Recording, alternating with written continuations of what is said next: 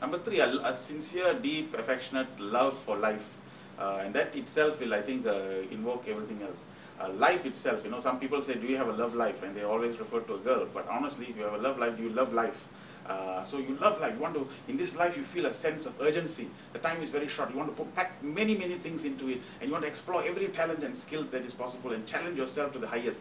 Because by challenging yourself to the highest, a lot of things can happen. And in that process, we can touch with the divine, you see. And you feel that exhilaration when you touch that. And you want to go for that ecstasy. It's an endless flow of endorphins. You can feel a sense of high doing these things. And I think Baba has given that. And without Baba, I think it will be just a meaningless drifting wood waiting for your final end. So you both have spoken about the three greatest transformations of your lives.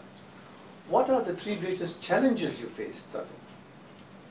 The challenge, brother, is this, you know, I think, firstly, to pick up from what Suresh has said, you know, that for me, life must become, since after Swami came in my life must be love and laughter.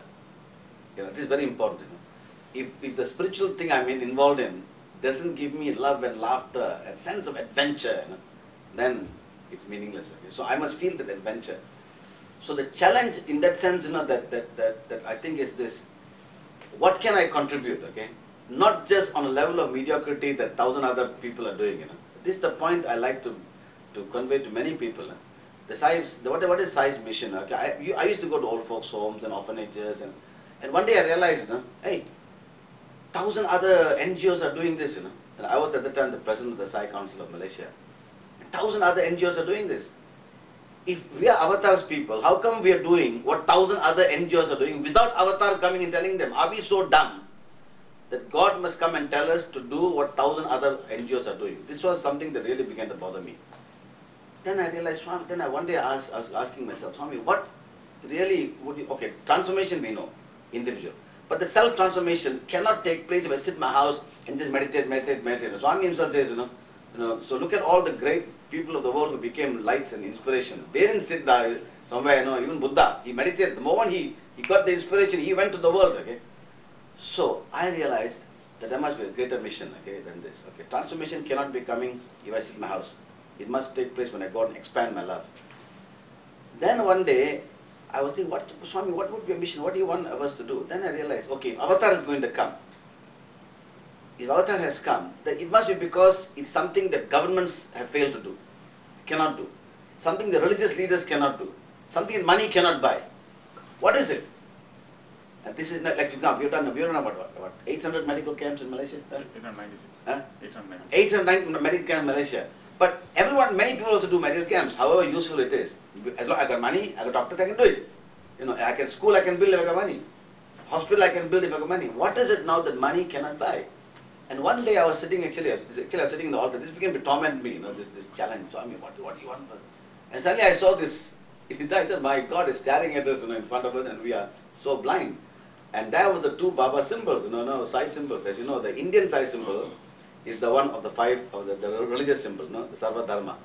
And the world symbol outside India is the Sarva value symbol, you know, the Sarva Guna symbol, the value symbol, 5 values. I said, my God, that's the challenge, you know, what Swami expected us. Because today, brother, what is it now that governments are failing, helpless to do, you know?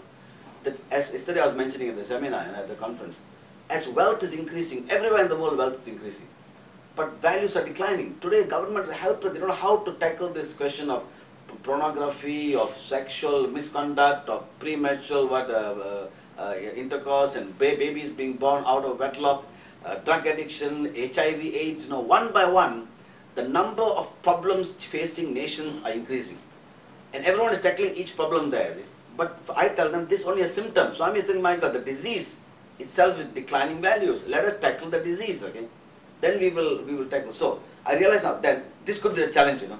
Can we go into the world, into our environment, have a pervasive human value programs, you know, that target. See, we've got Bal Vikas age children. They will come up, you know, eventually. Hopefully they'll come and make some difference. But the building is burning now, you know. The building is burning now. Look at the countries of the world. Who are the biggest problem? Teenagers, teen youth, you know. Everywhere, Japan to America to Malaysia to Singapore, everywhere. So can we do something? Can we reach out and transform these people? This was the great challenge for me. I said, okay. So then we did a lot of programs. As you know, in Malaysia we did the ABC. I won't go into that one. But we began to focus on that, okay, to daring projects, where we go in that normally is difficult without God's grace to do. You will fail. To go into this, I told you this high-rise place when called the ABC, Action for the Betterment of the Community. A 3-year program where we brought down crime, we brought down vandalism, but a massive sacrifice from devotees, and people like Dr. Suresh all were part of this entire program. Massive number of volunteers. That was the first challenge for me. The second was the second symbol. I said, look at, my God, I said, heaven's sake, imagine, dear brothers, imagine, I always have a funny, in my amusement, okay, I look at this, imagine I'm God, okay, up to there, and I'm there in Ananda Shayanam, looking at, consulting the world. And then suddenly, I've come myself, as Krishna and Rama, and I've sent great saints and prophets, like Prophet Muhammad and Christ and Buddha and all these people to transform the world. And then because of this, they form different religions. Suppose the purpose of that should be expansion of love and caring and sharing. And suddenly one day, hey, hold on, what's happening? All the religions I've created through my prophets, supposed to cause peace today, is the greatest cause of human conflict. Tomorrow, if there's a Holocaust, it's actually because of religion. Look around the world. Look, it's Muslims, Christians. Look at Sri Lanka. It is on the face of it, it appears to be Sinhalese and Tamils. Flip the coin, Buddhists and Hindus. Look at Fiji. It looks like Fijis and Fijians and Indians. Flip the coin, it is Christians and Hindus. You look at the whole of India and Pakistan. If whole of India and Pakistan was Hindu, there won't be this problem of violence. If the whole of Pakistan and India was Muslim, this problem won't be there. Look at Ireland. And I say, my God. Then can you imagine if you are God, brother, and you're there. Hey, hold on, I better come down myself and sort this out, okay? So actually, frankly, I think that's what Swami manifested. Not for our little petty things we want in our lives, He's giving us a lot of grace, and Baba said, I give you what you want. So you have desired what I have to give. So we took up the challenge now.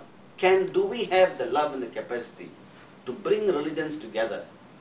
Unity. So the biggest challenge is this, brother. Number one, challenge of values. Can we play a role in reviving human values? Number two, can we play a role in interfaith unity? This is not dialogue, there is enough interfaith dialogue in the world. Action oriented, to bring the poor together, to make them. This I think, for me, and in this process, that I think the transformation, if I am the more and more selfless